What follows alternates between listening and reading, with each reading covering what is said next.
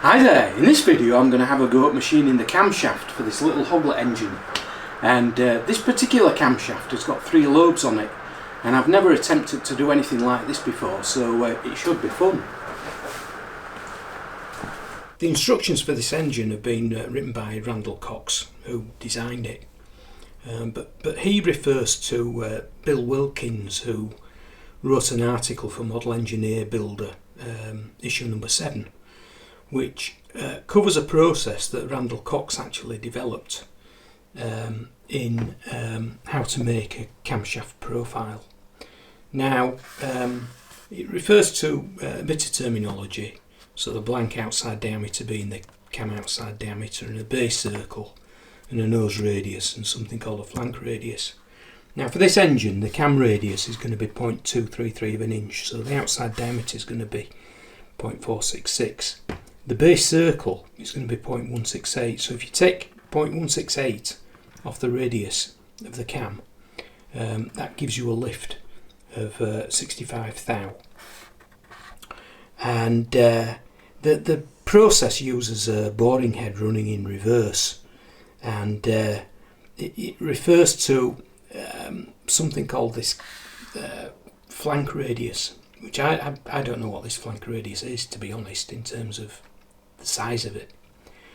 So I'm totally confused, but the instructions in the Hoglet build suggest that this flank radius is 0.4 of an inch, so I'm going to be setting this boring bar radius to be 0.4 of an inch as well.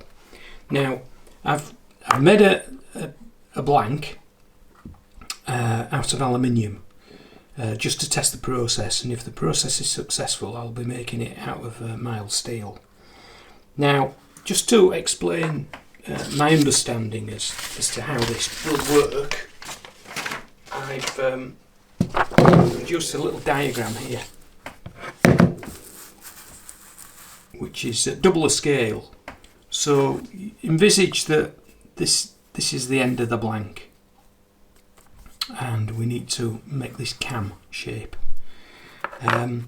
What you do is you set this cutter to be, in this particular case, 0.8 of an inch because it's double, and obviously this is centered on a rotary table in the mill, and you actually move the cutter in. You touch the edge and then you move it in by the amount of the cam lift, which will be 65 thou, and you'll do that in 10 thou increments, sort of plunging down and cutting, and then once you've done that, you then turn the rotary table by a few degrees, and then plunge cut again. And when you turn the rotary table round, it's sort of like it ends up like that. So you'll be cutting this bit out, and then you turn it again, and it ends up like that, and again ends up like that, and you end up with that shape, all being well. So that's my understanding as to how it'll work. So to be able to cut the profile using this boring head, I've gone and made this cutter here, which is quite fine, but I think I need it to be fine to be able to sort of just fit in between these lobes, or whatever you call them. But anyway, we'll see how we get on. Okay, to centre the rotary table on the mill, I've just put this 2 more taper collet chuck in it, and I've just tapped it down with the mallet, and I'm using a coaxial indicator to check that it's on centre, and that looks spot on to me. Okay, so to set the radius of this boring bar tip to 0.4 of an inch, I know that this outside diameter is 0.465, so if I divide that by 2 I get 0.2325, so that's from the centre to the edge. So if I take 0.2325 off 0.4, I get 0.1675. So this gap here needs to be 0.1675, which it is. So I know that this radius is now set to 0.4 of an inch. So what I need to do now is I need to advance the table, the x-axis, so the cutter is just touching. So my plan is to cut this top lobe first, and I'm going to move the x-axis in that way by 10 thou increments until I get to 65 thou. So I'm just going to plunge cut here. And the machine's in reverse.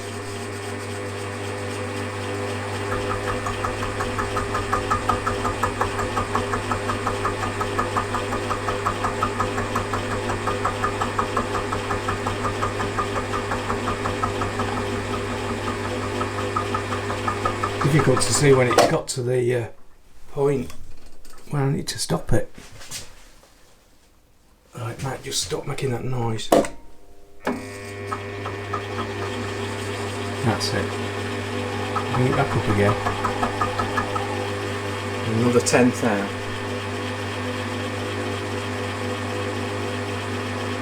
Just until we get to 65.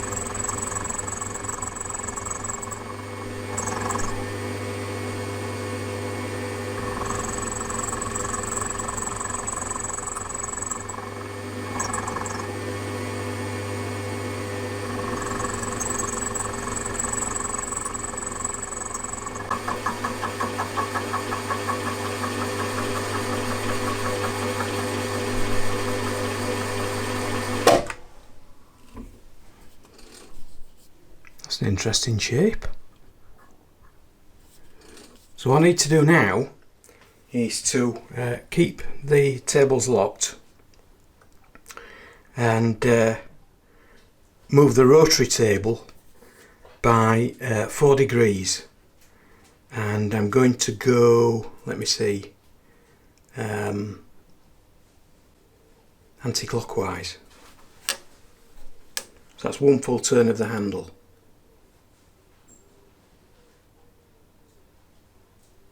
Like that. Lock it and try again.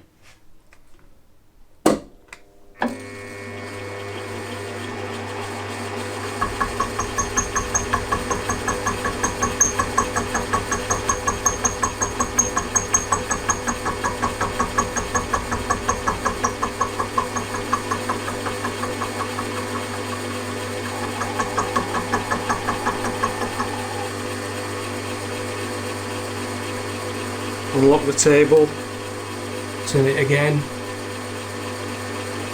another 4 degrees, lock the table and go down again.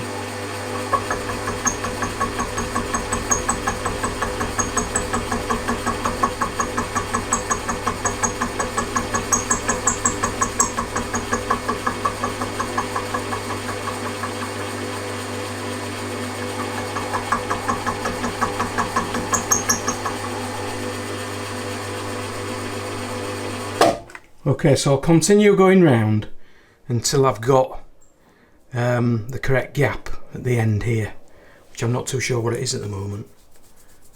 But once I've done it, I'll get back to you. So the instructions suggest turning the table a total of 215 degrees anti-clockwise, which I've done, and that should give a nose width of 65 thou. Now I've just measured that and it's bigger than 65 thou, but I think just as part of the finishing process you just run a file on the final two edges that are left. Okay, so I've put the rotary table back on the 0 degree point, and that shows me the sort of top of the cam there, the nose. Now the next nose needs to be round here, 101 degrees from that point. So what I'm going to do is I'm going to turn the rotary table anti-clockwise by 101 degrees. And then I can repeat exactly the same process, taking 65 thou off this edge and then rotating the table 215 degrees in 4 degree increments, cutting downwards. If that makes sense? So the table needs to read 259.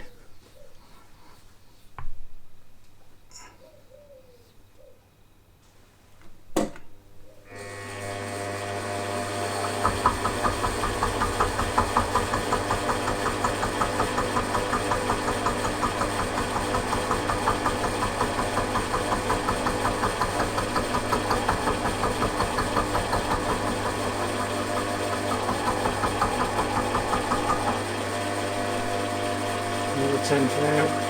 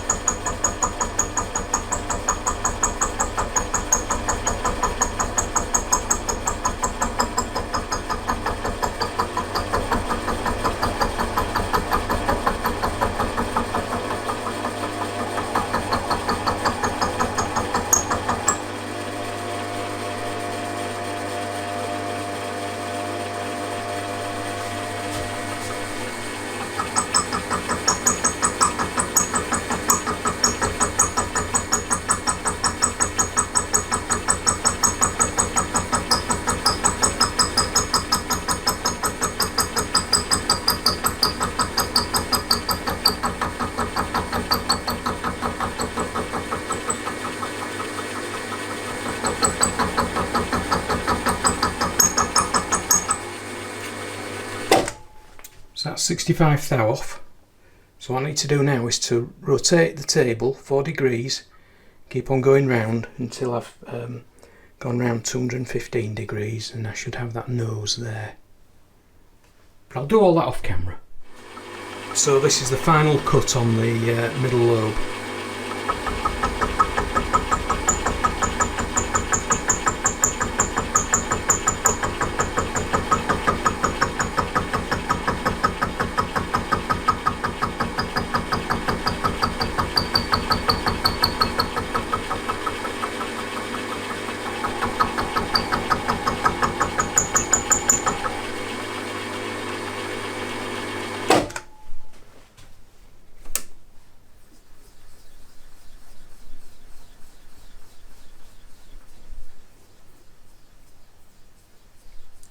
Pretty good.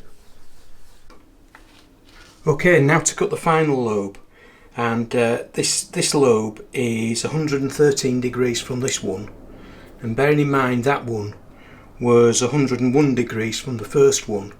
So if you take 101 and 113 off 360, you get 146 degrees. So that's my starting point, 146 degrees. So I'm going to follow exactly the same process. I've touched the tool on the end here. I'm going to move the table 10th out of time, plunge cutting until I get to 65 thou, and then I'm going to turn the table in increments of 4 degrees. But I'll do all that off camera.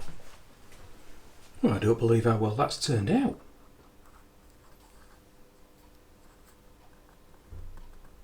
Very happy with that result.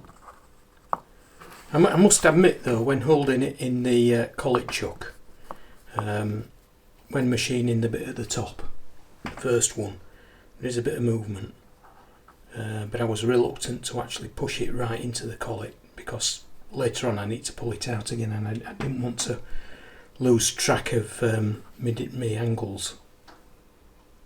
Anyway, so what I need to do is to repeat exactly that same process using a piece of silver steel, and then I can look to harden it.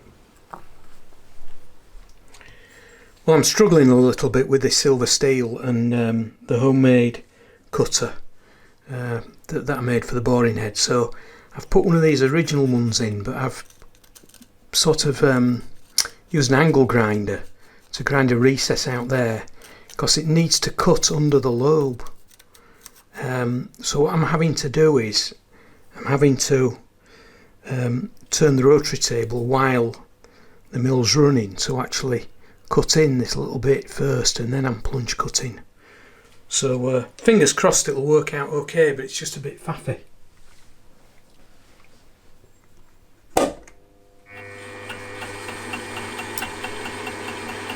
Turn it 4 degrees.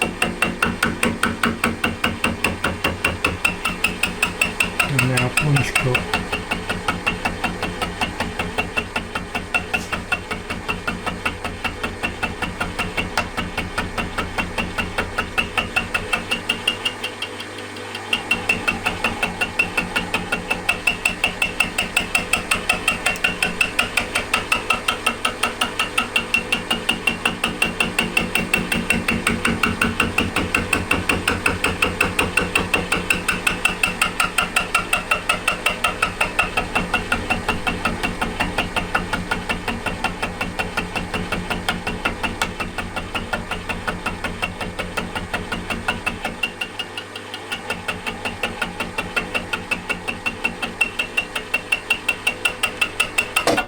So I'll continue on this basis. Well, I'm just managing to undercut the nose on this upper lobe.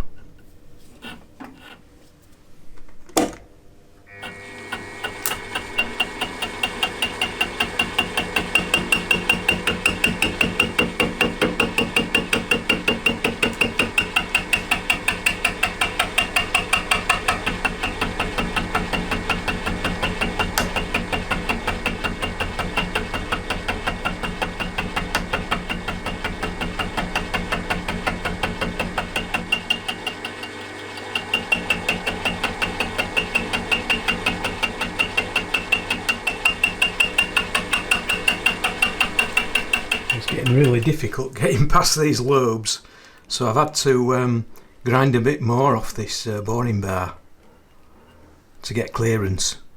But I'm getting there slowly. Well, that seems to have worked out okay. I've tidied it up a little bit with a file, and one of the most difficult bits was machining it and getting under the lobes.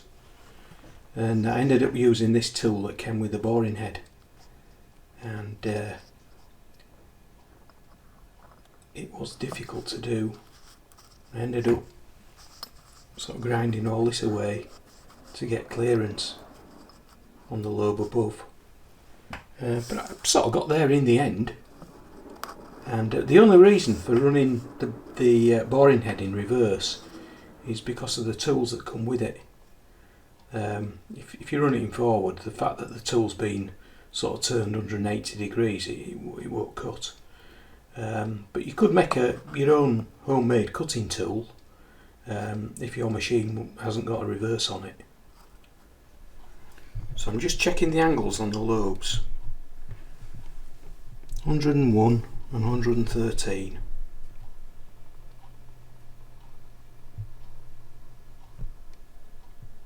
And they look pretty good. Well, that was a really intriguing process and really good fun actually. The only problem is with this cutter, and you know, it's very difficult getting clearance on these cams, but apart from that I think it's worked out a treat. Needs a bit of a clean up, I think, a bit more of a clean up with a file, but all the profiles look good and look to be at the right angles. So I hope you found the video of interest, and I hope to see you later.